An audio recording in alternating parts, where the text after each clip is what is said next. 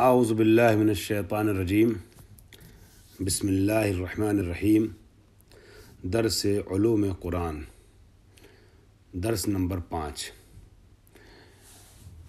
میرے محترم بھائیوں اور بہنوں، مخاطبین ذوی الاحترام، بالخصوص خواہران جامعۃ الفاطمہ دہلی، ہمارا درس علوم قرآن کے سلسلے سے چل رہا ہے، اور اس میں گزشتہ درس میں نے عرض کیا کہ قرآن مجید نے خود قرآن میں 4 نام بیان کیے ہیں اپنے، اور اس کے بعد اب ہم آتے ہیں قرآن مجید کے سلسلے سے کچھ اور باتوں کو آگے بڑھاتے ہوئے، تو دیکھتے ہیں قرآن مجید کی صفات بھی کچھ بیان کی گئی ہیں۔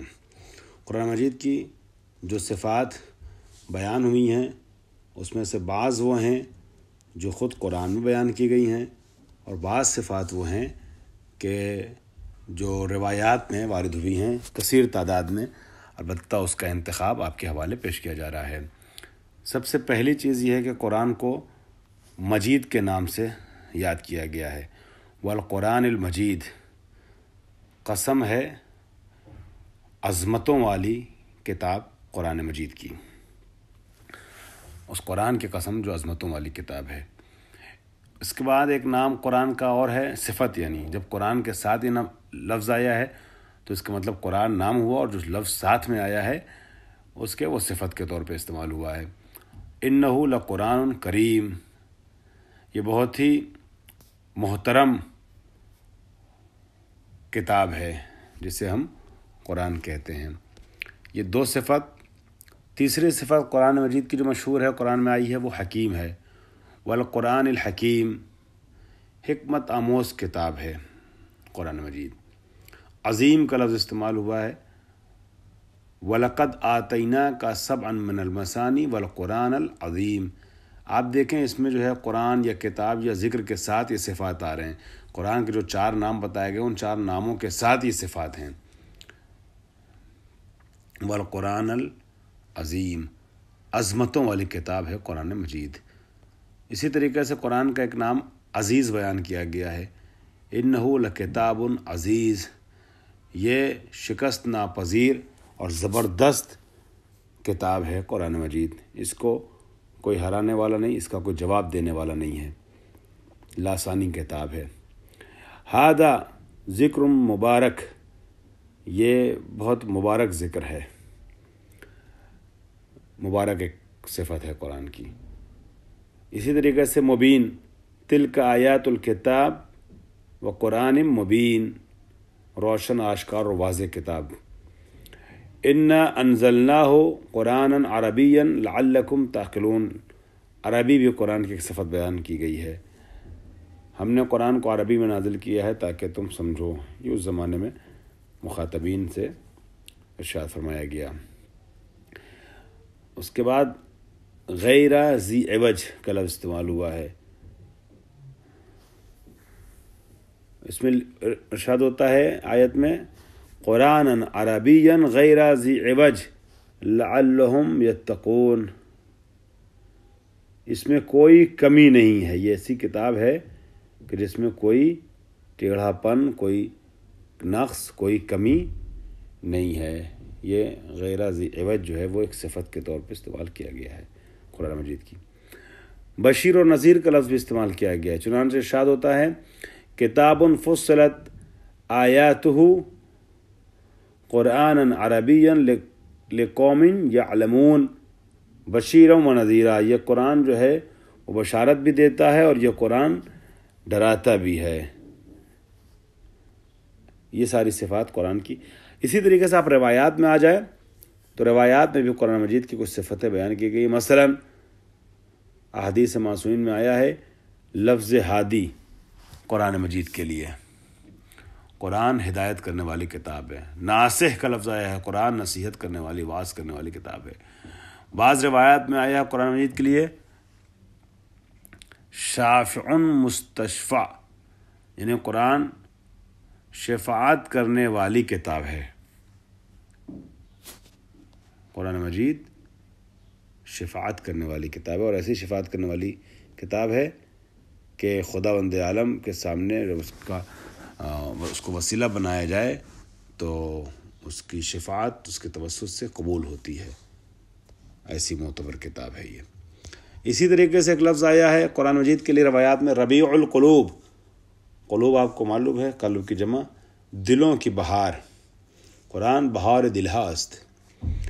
حبل اللہ المتین، حبل کہتے ہیں رسی کو نا، واعتصموا بحبل اللہ جمیعا ولا تفرقوا۔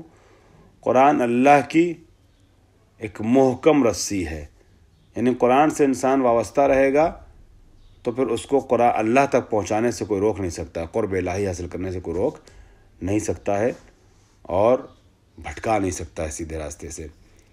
اور اسی طریقے سے قرآن مجید کے لیے بعض روایات میں صراط مستقیم کا بھی لفظ استعمال ہوا ہے۔ مائدۃ اللہ بھی کہا گیا، مائدۃ اللہ یعنی اللہ کا دسترخوان ہے قرآن۔ ظاہر سی بات ہے قرآن مجید وہ دسترخوان ہے جس پہ انسان اگر بیٹھ جائے تو اس کو قرب خداوندی حاصل ہوگا اور نعمت خداوندی سے سرافراز ہوگا اس دسترخوان الہی پر بیٹھنے والا۔ اب ہم اگلے درس کی طرف چلتے ہیں۔ نئے درس کا آغاز ہو رہا ہے، درس نمبر 3 میں ہم وارد ہو رہے ہیں، اور اس میں آیت کے متعلق اب گفتگو کی جائے گی۔ قرآن کے متعلق گفتگو ہوئی، اب آیت کے متعلق کچھ باتیں بیان فرما رہے ہیں۔ فرماتے ہیں آیت لغت میں نشانی کو کہتے ہیں، علامت کو کہتے ہیں۔ الآیہ العلامہ، آیت یعنی علامت، نشانی۔ راغب اصفہانی کا نام آپ نے شاید سنا ہو۔ راغب اصفہانی نے مفردات الفاظ قرآن تحریر کیا ہے، بڑی مشہور لغت کی کتاب ہے ان کی۔ قرآن مجید میں جتنے الفاظ استعمال ہوئے ہیں ہر لفظ کا معنی پیش کیا اور وضاحت بھی کافی حد تک پیش کی ہے۔ یہ مفردات راغب کے نام سے کتاب مشہور ہے۔ راغب اصفہانی مفردات راغب میں دیکھیے آپ نیچے لکھا ہوا ہے راغب اصفہانی مفردات الفاظ قرآن، تو بڑی اچھی کتاب ہے یہ مفردات راغب، تفصیلی کتاب ہے۔ قرآن کے لغات کے حوالے سے اس سے بہتر کتاب تحریر نہیں ہوئی ہے جہاں تک میں جانتا ہوں۔ اس میں لکھتے ہیں الآیہ ہی العلامۃ الظاہرہ، آیت جو ہے وہ ایک ظاہر اور واضح اور آشکار علامت کو کہتے ہیں، نشانی کو کہتے ہیں۔ آیت کا لفظ قرآن مجید میں کس کس طریقے سے استعمال ہوا، کس کس معنی میں لفظ آیت کو استعمال کیا گیا، اس کو دیکھ لیتے ہیں۔ ایک معنی روشن، آشکار اور واضح نشانی کے ہیں۔ قال رب اجعل لی آیتاً، پروردگار ہمارے لیے ایک نشانی قرار دے۔ پروردگار ہمارے لیے سورہ مریم میں ہے، جب جہاں تک مجھے یاد پڑ رہا ہے، میں اپنے حافظے کی بنیاد پہ بول رہا ہوں، ابھی مراجعہ نہیں کیا ہے، جب جناب زکریا کو یہ ملی بشارت کہ تمہیں اولاد ملے گی اور بوڑھے ہو چکے تھے اس وقت، تو اولاد کی جب بات کہی گئی، بشارت آ گئی، فرشتوں نے اللہ کی طرف سے بشارت دی، تو کہتے ہیں کہ مجھے کیسے بشارت اولاد مل سکتی ہے؟ فرشتوں نے کہا اللہ کی مرضی یہ ہے۔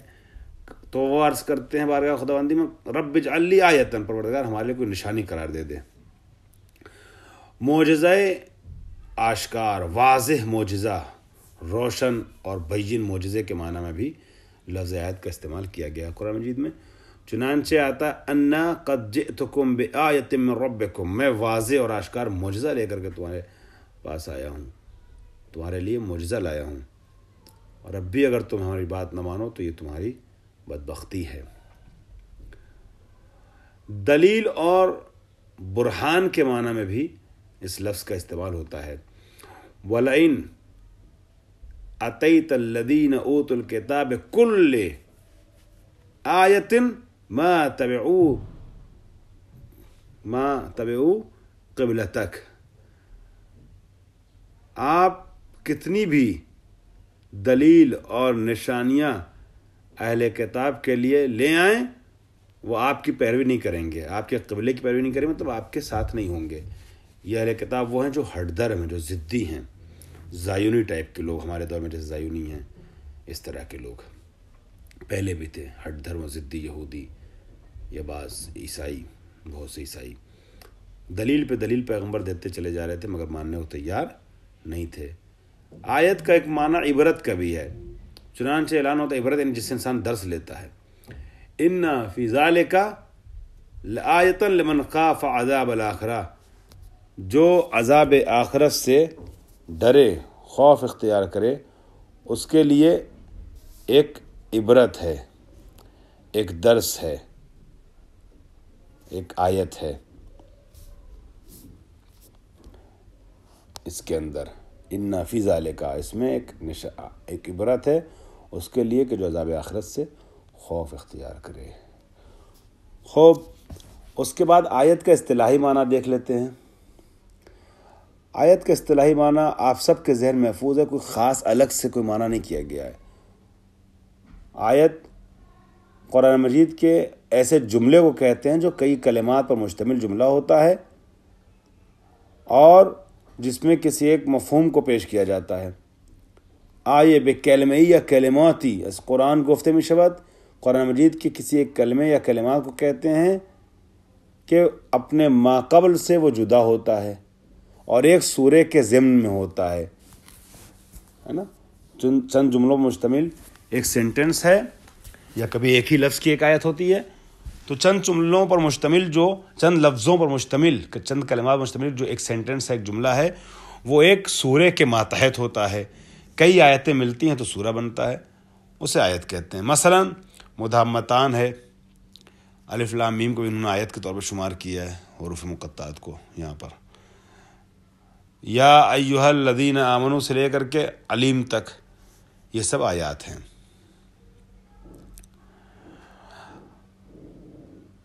اور قرآن مجید میں آیا اس لفظ اس معنی میں استعمال بھی ہوا ہے جو ہم نے بیان کیا ہے۔ آیت کا جو اصطلاحی معنی جو آپ کے ذہن میں ہے کہ جس میں کئی سوروں سے ایک سورے کے اندر کئی آیتیں ہوتی ہیں، الگ الگ ٹکڑے ہوتے ہیں، جملے ہوتے ہیں، جن جملوں کے مجموعے کو سورہ کہتے ہیں، اس معنی میں قرآن میں بھی استعمال ہوا ہے یہ لفظ۔ چنانچہ استعمال ہوتا ہے کتاب فصلت آیاتہ قرآنا عربیا لقوم یعقلون، ایسی کتاب ہے جس کی آیتیں قرآن عربی میں تفصیل سے بیان کی گئی ہیں، پیش کی گئی ہیں۔ خوب، یا آیا ہے تلک آیات الکتاب، یہ کتاب کی آیتیں ہیں۔ یا اذا تلیت علیہم آیاتہ زادتہم ایمانا، جب قرآن کی آیتوں کی تلاوت ان پر ہوتی ہے تو ان کے ایمان میں اضافہ ہوتا ہے۔ تعداد آیات کو لے کر کے اختلاف ہے، بہت سی چیزیں بیان کی گئی ہیں، بہت سی باتیں اس سلسلے میں کی گئی ہیں، الگ الگ تحقیق کے مطابق الگ الگ تعداد بنتی ہے۔ انہوں نے لکھا ہے کہ 6236 آیتیں بہتر تحقیق کے اعتبار سے پائی جاتی ہیں۔ اگر آپ سے پوچھا جائے صاحب کتاب کا نظریہ تحریر کیجیے تو آپ 6236 آیتیں تحریر کیجیے گا، لیکن ہمارے یہاں جو مشہور ہے وہ کیا ہے؟ 6666 آیتیں۔ یہ فرماتے ہیں 2636 میں اگر 114 آیت بسم اللہ الرحمن الرحیم کو بڑھا دیا جائے تو آیتیں زیادہ ہو جائیں گی، بھائی 36 4 40، 340 ہو جائیں گی، 6340۔ تو یہ ان کے اعتبار سے اگر ٹیسٹی سوال آ جائے کہ صاحب کتاب کا نظریہ کیا ہے تو 6236 انہوں نے تحریر کیا ہے۔ حالانکہ نظریات اور بھی ہیں، اور میں نے آپ کی خدمت میں عرض کیا کہ ہمارے یہاں مشہور جو ہے وہ 6666 آیتیں ہیں۔ وہ بھی غلط نہیں ہے، چونکہ الگ الگ نظریے ہیں اور الگ الگ نظریے کے اعتبار سے الگ الگ تعداد بن کر کے سامنے آتی ہے۔ اب اس کے بعد ہم درس چہارم میں وارد ہو رہے ہیں۔ یہ گفتگو جو تھی ابھی تک یہ آیت کے سلسلے میں تھی۔ آیت کے معنی کو بیان کرنے کے بعد اب سورہ کے معنی میں داخل ہو رہے ہیں اور سورہ کے معنی کو بیان کریں گے۔ سورہ کا لغوی معنی اور پھر اس کے بعد اصطلاحی معنی بیان کیا جائے گا انشاءاللہ اگلے درس میں۔ واخر دعوانا الحمدللہ رب العالمین۔